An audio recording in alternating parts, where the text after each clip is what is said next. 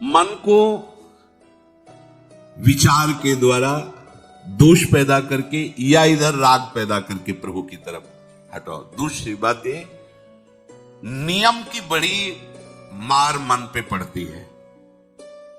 मन को मारने के लिए नियम का बहुत पालन करना जरूरी है।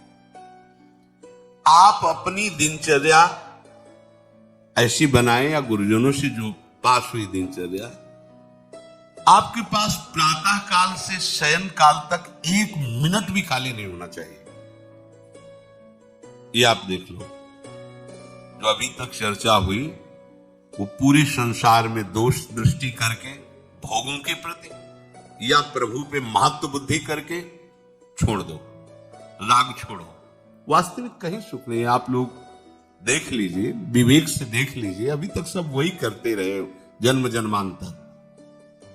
अब हमको मन की ये जो बलवान वृत्ति है, प्रमथन स्वभाव वाली वृत्ति है, इस पर अंकुश करना है। कैसे करना है? प्रातः काल जगने से लेकर शयन तक 1 मिनट भी आपका खाली नहीं होना चाहिए, आपकी दिनचर्या में होना चाहिए। नियमित दिनचर्या बनवा लीजिए या बना लीजिए अपने बड़ों से, अपने पूज्यजनों से पास हमारी ये दिनचर्या, जीवन में उसका उल्लंघन नहीं होना चाहिए। ऐसी दिनचर्या नहीं, कागज वाली दिनचर्या नहीं, आपकी वास्तविक दिनचर्या जो है वही होनी चाहिए। जिस समय जो आदेश हुआ है कार्य का, आपको उसी समय वही कार्य करना है। इससे मन तुम्हारा मरेगा, मन के अनुसार। यहां क्या है कि रोज सुनते, आज नहीं सुनेंगे सत्संग, क्या है सुबह तक रोज वाणी पाठ में जाते, नहीं जाए 6 बजे तक सो रहे हैं, शाम की रात्रि तक, या ये ठीक नहीं। चलो आज ऐसा कर ले, नहीं ठीक नहीं। जो नियम दिया गया वैसे ही चलो। अगर नियम से चलोगे तो उससे लाभ क्या मिलेगा? एक तो परमानंद की तरफ बढ़ रहे हो, दूसरी बात आपका मन मरेगा। मन नियम से मरता है। इस मन का स्वभाव बदल जाएगा यदि आप नियमवर्ती बनोगे। नियमानुवर्तिता से मन आपके अधीन होगा। नियम बनाओ आप। नियम अगर आपने नहीं बनाया तो परमार्थ की चढ़ाई पर नहीं चढ़ सकते हो। परमार्थ में आज तक उसी को लाभ मिला है जो नियम से चला है। किसी ने पूछा किसी से कि क्या नियम है आपके, तो कहा हमारे संप्रदाय में तो नियम है ही नहीं। गजब की बात कह रही। यहां का जो नेम है वो प्रेम से शासित है। प्राण चले जाएं पर वो नेम छोड़ सकते हैं? देखो ना, मन क्रम वचन त्रिशुद्ध सकल मत, नियम नहीं है। जो अब कह रहे हैं उसी के अनुसार जीवन चलाना है। प्रियालाल के सुख का नेम, प्रियालाल के नाम जप का नेम। प्रियालाल हमारे कोई नियम ही नहीं, मतलब खाओ पियो पड़े रहो केवल ऐसे। आप समझो, समझ के बोलो, ऐसे किसी को मत बोलो। परमार्थ में आज तक जिसको भी लाभ मिला है नियम से चलने वाले को प्राप्त हुआ है। इष्ट आराधना में जो जो आपको नियम मिले हैं उनमें शिथिलता नहीं होनी चाहिए, और बहुत काल तक एक नियम में चलने वाले को सिद्धि प्राप्त हो जाती है। जिस स्थान पर, जिस आसन पर, जिस समय पर जो मंत्र जितना, वो नियम होना चाहिए। ऐसा नहीं कि आज 20 माला जप लिया तो कल 10 माला जप कर लिया तो 2 दिन जपा ही नहीं फिर आगे, ऐसे नहीं होता। एक नियमानुवर्तिता। 5 मिनट का भी अंतर आपके नियम में जब नहीं पड़ने लगेगा, नियमित नियत समय, ये संतों में देखा गया है। 6 बजे उठना, 6 बजे शयन, 6 बजे उनकी जो दिनचर्या, एक दिन अगर देख लो तो दूसरे दिन तुम कह सकते हो इस समय ये साधन कर रहे होंगे, क्योंकि उनका नियम है, वो वैसे मिलेंगे। बड़े बड़े महापुरुषों में देखा गया है। ये 2 बजे के जगने का समय तो मतलब जैसे लगभग विषयी पुरुष सब सोते हैं, ऐसे लगभग जो भगवत प्राप्ति की लगन वाले साधु 2 बजे जग जाते हैं सब। ये नहीं, कोई आश्चर्य की बात नहीं है। हमने देखा है गंगा के किनारे जैसे 2 बजे शुरू हो जाता है कुआं से जल अर्चना और सब दिनचर्या, गंगा नहाने के लिए, फिर जाना, बाद यहीं से स्नान करके फिर बाद में गंगा स्नान करने जाना। जो अनियमित साधन करता है, यद्यपि साधन अविनाशी, पर मन मरेगा नहीं, मन अधीन नहीं होगा, ध्यान रखना। अनियमित, नियमित, आज 1 घंटे बैठे, कल 30 मिनट बैठे, परसों 10 मिनट और फिर आगे बैठे नहीं 2-4 दिन, बिल्कुल नहीं, ऐसा नहीं। चाहे 10 मिनट से शुरुआत करो तो 11 होना चाहिए, कभी 9 नहीं होना चाहिए। और बार बार दिनचर्या का परिवर्तन नहीं होना चाहिए, मंत्र का परिवर्तन नहीं होना चाहिए, नाम का परिवर्तन नहीं होना चाहिए, खाने पीने का, शयन का, जगने का बिल्कुल नियत समय होना चाहिए मन को वश में करने के लिए। ये जो लोग ने कि जब जहां जैसे आया चिड़िया की तरह चुनते रहते हैं, कुछ लोगों को तो देखा है, यहां तो शासन है, सत्संग में भी बोतल खोली, एक घूंट ऐसे थोड़ी थोड़ी देर बाद, अरे मर थोड़ी जाओगे, अमृत बरस रहा है, भगवत चर्चा को उसका पान करो। चिड़िया की तरह कभी ऐसे जेब में डाले, रंगीन पूड़ी हो जाए ऐसे थैली निकाला, भुजिया चबाए, 2 पानी, ऐसे मर थोड़ी जाओगे। एक बार भोजन डाल तो प्राण पोषण होता रहेगा, एक बार नहीं, 2 बार से, इसके बाद ज्यादा ये नहीं होना चाहिए, थोड़ा ये पाया, थोड़ा वो पाया, थोड़ा प्रसाद में मिले प्रणाम कर लिया, जरा चख लिया, रख लिया, और जब प्रसाद पाएंगे तब पा लिया। बार बार खान पान से भजन में विक्षेप पहुंचता है। अगर मन को मारना है, भगवत प्राप्ति करना है, तो खान पान का समय, शयन का समय, शयन का समय मानो आप 9 बजे से 2 बजे तक, 9 बजे आप सैया पर होना चाहिए। 2 बजे आप सैया छोड़ ही दो, नींद आई हो या ना आई हो, इससे कोई मतलब नहीं। नियम सो नियम, यानी आज रात में नींद नहीं आई तो आज सो लेते, नहीं, उठो तुरंत आपकी दिनचर्या। अपने लोगों ने अभ्यास जब किया ना, तो उसमें ये नहीं कि जग के विचार करना है कि उठना है, जीव ही घड़ी पर दृष्टि गई। आज तक भगवत कृपा से कभी अलार्म नहीं लगाया, बचपन से लेके अभी तक मिले ही नहीं घड़ी, तो अलार्म क्या लगाए, गंगा के लिए घड़ी लेके कौन घड़ी देगा, गरीब किसानों के। एक समय निश्चित 5-10 मिनट के अंतर की बात नहीं करते, तुरंत वस्त्र हटाओ, तुरंत। ये नहीं कि ओढ़ के ध्यान करेंगे, वो ध्यान नहीं होगा, वो सो जाओगे। वो पहले अगर सर्दी के समय हटा दिया, ऐसे खुले बैठो, ठंडी लगेगी, अब नाम जप करो जितनी देर तुम्हारा नियम हो, नहीं तो चलो अपना शौच स्नान पवित्रता, फिर उस शयन वाले आसन पे न बैठे। अगर फिर नहा धो करके बैठ जाओगे तो एक नींद पूरी और हो जाएगी उसमें। और प्राय लोग यही करते ना कि पहले तो बोले नहाने धोने की जरूरत नहीं, नाम जप कर लेंगे, उसी में बैठे। ओढ़ के अगर बैठ गए तो सूर्य उदय हो गए, कितने नाम जपे उनको खुद पता नहीं, क्योंकि वो कम्बल की उसमें, या नहा के जल्दी से ओढ़ के बैठ गए फिर सो गए। ऐसे साधना नहीं होती। स्नान करने के बाद फिर आसन में बैठ के बहुत साधारण अवस्था, ऐसा नहीं कि खूब गरम गरम कंबल ऐसे ओढ़, नहीं, ठंडी लगनी चाहिए, ऐसे शांत बैठ, आंख खुली, ध्यान नहीं करना चाहिए, आंतरिक ध्यान करो। आंख मूंद ली ना तो सुषुप्ति में पहुंच जाओगे। ध्यान पूर्वक ऐसे, जैसे चातक स्वाति के बूंद को निहारता है। भागवत में आया कि कैसे सुरता होना चाहिए, वक्ता के प्रति चातक दृष्टि से देखते, एक एक शब्द श्रवण इंद्री से वो पान कर रहा है, ऐसे शांत तो एकदम देखते हैं, ऐसे पान। श्रुता सोई परम सुजान, सुनत चित रति करे। आपके वस्त्र पहनने का ढंग, चलने का ढंग, बोलने का ढंग सात्विक होना चाहिए। सोमवार को अमुक रंग का, मंगल को अमुक रंग का, बृहस्पति को अमुक रंग का, ऐसे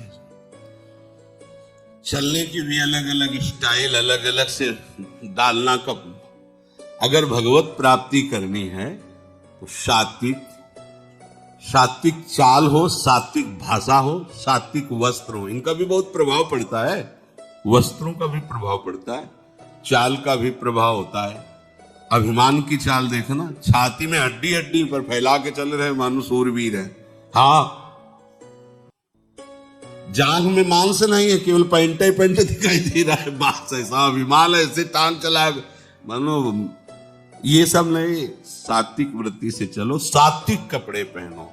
ऐसा नहीं कि अब लाल ही पहनना है तो अमुक कंपनी का आना चाहिए, लाल रंग का या पीले रंग का। कितने का स्वेटर? बोले 1,70,000 का है। अपना जीवन सात्विक हो, सात्विक वस्त्र भी वस्त्र, और हमारा चलना भी सात्विक हो, हमारा बोलना भी सात्विक होना चाहिए। अब इसके बाद उपासक को देखो, ये तो नियमावर्तिता हुई। अपने मन के ऊपर हर समय दृष्टि रखनी। उपासक शब्द इसीलिए है, विषयी पुरुष नहीं रख सकता। उपासक को हर समय मन पर दृष्टि रखना है। क्या सोच रहा है, ऐसा क्यों सोच लिया इसने, ऐसा क्यों प्रेरणा है? क्या हमारा भोजन गलत हुआ, क्या संग गलत हुआ, क्या हुआ? पूरी जांच हो रही। आप सच्ची मानना, प्रारंभिक बात तो अलग है कि मन पूर्वश, नहीं तो ऐसा नहीं है कि काम के विषय में सोचने लगे, ये लोभ के विषय, ऐसा नहीं है। आपका संग गलत हुआ, आपका दर्शन गलत हुआ, आपका गलत श्रवण हुआ, भोजन गलत हुआ, तो ही हो सकता है। नहीं, ऐसे नहीं कि भगवत चिंतन की धारा में बीच में काम आ जाए, बीच में क्रोध आ जाए। प्रारंभ में तो ऐसा होता है, लेकिन आगे बढ़े हुए उपासकों को फिर ये दिनचर्या में अपनी जांच करनी, क्या गलत हो गया, आज क्या खाया जो हमारे मन में ऐसे विचार आ रहे हैं, आज किसका संग किया जो हमारे मन में ऐसे विचार आ रहे हैं। यद्यपि बड़ा कठिन है मन की जांच करना, क्योंकि हम मन ही बने हुए हैं, तो जांच क्या करेंगे? जांच तो वो कर सकता है जो थोड़ा मन से अलग हटा है ना, दृष्टा भाव देख रहा है मन को। हम तो मन ही बने हुए हैं, जो वो चाहता है वो हम चाहते हैं। देखो ना, बहुत बातचीत से समझ में आता है। आज हमारी ये खाने की इच्छा है, आज वहां जाने की इच्छा है, तुम्हारी थोड़ी, वो मन की है। थोड़ा अलग हट करके देखो, फिर उसमें निर्णय करो, सही है या गलत। जो जो विचारों में आप सपोर्ट दे देंगे वो मन के संस्कार बन जाएंगे। आप सपोर्ट नहीं देंगे तो संस्कार नहीं बनेगा। ये बहुत खास बात है। जब आप भजन में बैठे हो, साधन में, या चलते फिरते उठते बैठते, ये जो शास्त्र विरुद्ध गंदी स्फुरणा दे, आप बिल्कुल इसको सपोर्ट मत करना, नहीं ये संस्कार बना देगा। फिर वो आपके न चाहने पर भी आपको परेशान करेगा। और यदि आप बिल्कुल उदासीन रहे, जैसे पागल आदमी पीछे बोलता चला जाए, आप कुछ मत बोलो, वो दूसरी दिशा में चला जाएगा, ऐसे ही मन शांत हो जाएगा आपका। ये आपको फेंकता रहे, आप परेशान मत होना, ये फेंकता रहेगा जो उसने जमा किया है, फिर शांत हो जाएगा, फिर नष्ट हो जाएगा, उसका विषय स्फुरण नष्ट हो जाएगा। अगर कहीं मन भगवत संबंधी सलाह दे तो उसको दुलार करना चाहिए, सराहना कर, वाह आज आपने बहुत सुंदर बात। मन आपको कभी कभी अच्छी सलाह दे, और जहां आपको बुरी सलाह देने लगे तो फिर इसको धिक्कार दो कि प्रभु से बढ़कर तुमको ये लगा, प्रभु के नाम रूप से बढ़कर लगा। अंदर होना चाहिए, बाहर भले मत। ऐसे होगे ना, वो सुधरने लगेगा। बस ये अच्छे से ध्यान रखो, जब ये गलत प्रेरणा करे तो या तो एकदम उदासीन, और या फिर इसको डांट लगा दो, प्रभु की तरफ चलना है, क्या गंदी बात अंदर। नहीं नहीं, अभ्यास से मन असत कार्यों को छोड़कर भगवत कार्यों में लगने लगेगा। धीरे धीरे जब इसको स्वाद मिलेगा तो पूरा का पूरा ये आपके अधीन होने लगे। ऐसा नहीं है कि मन वश में, मन वश में की वश की बात, मन की ताकत नहीं होती कि विषयों में चला जाए। आप करके तो देखो भजन, नहीं ऐसा होता तो पूरा जीवन बर्बाद हो जाए। फिर जो मन ही वश में नहीं होता फिर क्या? नहीं, ऐसा नहीं। पूरे जीवन को पढ़ा है। साधु की सबसे बड़ी पढ़ाई मन की होती है, वो मन को पढ़ता है, पूरे जीवन मन को पढ़ा है उसने, देखा है मन। अब क्या परिवर्तन, अब क्या परिवर्तन, अब क्या स्थिति, अब क्या स्थिति। सच्ची मानिए, एक दिन मन मनमोहन बनकर के अनुभव करा देता है, कहीं और अनुभव नहीं होता, इसी में अनुभव होता है, निहाल कर देता है, धन्य धन्य कर देता है। बस इसके असत वासनाओं, असत चेष्टाओं, असत स्फुरणाओं का आप साथ न दें तो ये आपसे अलग हो नहीं सकता, ये भगवदानंद में डुबो देगा। इसे अधिक से अधिक भगवत चर्चा सुनाओ, इसे अधिक से अधिक प्रभु की छवि के दर्शन कराओ। देखो, भरो, मन में भरो, खूब भगवत चर्चा करो। प्रभु की श्री विग्रह, आप जिस कमरे में शयन करते हो उस कमरे में कहीं भी कोई सांसारिकता नहीं होनी चाहिए। परिवार की फोटो या किसी अन्य आकर्षणकारी वैभवशाली की फोटो, ऐसा नहीं, या कोई ऐसी, अपने आराध्य देव गुरुदेव संत भगवान, एक से एक भगवत प्रेमी महात्मा, उनकी संतों की छवि, प्रियालाल की छवि, जिधर जिधर दृष्टि जाए भगवत स्मृति में लगा दे। उठते बैठते अपना तो कमरा अंदर से ऐसा ही होना चाहिए, पूरे कमरे में नाम लिख लो, राधा राधा राधा वल्लभ सिंह, राधा राधा राधा राधा, या लिखी हुई टांग, बहुत आपको लाभ मिलेगा। जिधर अब राधा राधा राधा, अखंड स्मृति। उस जो आपका वास्तविक साधन कक्ष हो, शयन कक्ष हो, अगर ऐसा हो जाए तो बहुत बढ़िया है। अन्य का प्रवेश ना हो, कोई भी हो, सदगुरुदेव की सिवा, आराध्य देव की सिवा, उसका आप देखना, इसका बहुत बड़ा प्रभाव होता है। कई बार इस बात का अनुभव हुआ कि जैसे बाहर मन विक्षिप्त हो गया किसी बात से, किसी उपासक से, और जे ही एकदम जैसे एकदम बदल गए व्यक्ति, और भजन बड़ी तीव्रता से होने, क्योंकि वह परमाणु भजन के भागवती कक्ष होता है, जिसके लिए भाई जी ने भी सावधान किया। अगर ऐसा हो जाए तो, मान लो असुविधा है तो कोई बात नहीं, अगर ऐसा हो जाए कि भगवत मार्ग के पथिक का जो वास स्थल है, जहां वो शयन करता है, बैठता है, उसमें सांसारिक पुरुषों का प्रवेश ना हो। इसलिए हो सकता शब्द लगाएगा, एक ही परिवार में रहते हो आप, ऐसा झगड़ा करोगे कि हमारे कमरे में ना जाए कोई रिश्ते नातेदार या अन्य परिवार के सदस्य, कठिन हो जाएगा। अगर हो सकता हो तो भगवत प्रेमी महात्मा के सिवा, भगवत भजन करने वाले के सिवा प्रवेश न हो, तो आप देखोगे उस कमरे में ऐसी परमाणु आ जाएगी कि आपका मन वहां प्रवेश करते ही भजन में लगने लगेगा, बड़ी शांति का अनुभव होगा। इसे खूब भगवत चर्चा सुनाओ, भगवत चर्चा करो और भगवत श्री विग्रह के दर्शन कराओ, बड़ा लाभ मिलता है। जैसे आप जहां शयन कर रहे हो, सामने अगर अपने आराध्य देव की छवि हो ना, बार बार बार बार दर्शन का शौक, और कभी कभी तन्मयता, एकाग्रता करते हैं, अगर शयन कर जाओ तो स्वप्न में वही छवि के दर्शन करते हुए पाया जाता है। एकाग्रता का बड़ा महत्व है। अगर आप नाम में एकाग्र करके सो जाओ तो आप देखो जगते समय आपकी वही नाम चलता मिलेगा। मन के कहने में कभी अपने आप को मत फंसाओ। मन लोभी, मन लालची, मन चंचल, मन चोर, मन के मत चलिए नहीं, ये पल पल में कुछ और, ये भटकाता रहता है। जब तक ये प्रभु की तरफ आपको प्रेरित ना करे, तब तक इसको अपना दुश्मन मानकर इसका विरोध ही करते रहिएगा।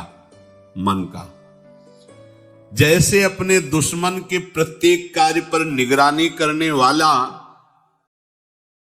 कर्म का फल सबको मिलता ही है, समाधान और समझ।